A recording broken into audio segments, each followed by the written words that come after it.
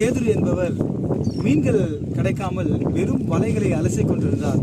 ஆண்டவராகிய இயேசு கிறிஸ்து அந்த படகை பார்த்தார். அந்த படகு வெறுமையாக இருந்தது. அது மாத்திரமல்ல, பேதுரு அழைத்து அந்த படகை சற்று ஆழத்தில் கொண்டு போகும்படி சொன்னார். அவரும் படகில் ஏறி தேவனுடைய வார்த்தையை சொன்னார், பேசினார். ஆனால் அந்த இடத்துல படகுல ஏறின பொழுது அந்த படகு வெறுமையாக இருக்கிறது தேவன் அறிந்திருந்தார். ஆகவே அந்த வெறுமையை பார்த்த தேவன் பேதுருவை பார்த்து ஆழத்திலே கொண்டு போகும்படியாக தேவன் சொன்னார். அதே போல வலைகளை போடுங்கள் என்று சொன்னார். அப்ப பேதுரு சொன்னாரு, ஆண்டவரே, ராம் முழுவதும் நாங்கள் பிரயாசப்பட்டோம், ஒன்றும் அகப்படவில்லை, ஆகிலும் உடைய வார்த்தையை கேட்டு நாங்கள் வலைகளை போடுகிறோம் என்று சொன்னார்கள். தேவனுடைய வார்த்தையை கேட்டு வலைகளை போட்ட மாத்திரத்திலே தேவன் இந்த கடலை பார்த்தார்.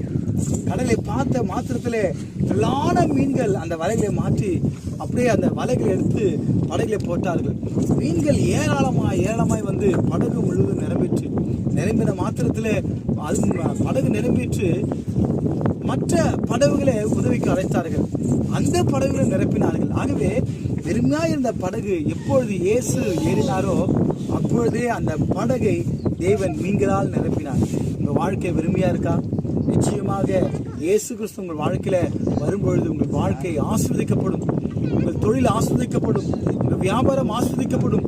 தேவனுடைய வார்த்தையை கேட்டு நீதியாக நேர்மையாக வலைகளை போடுங்கள்.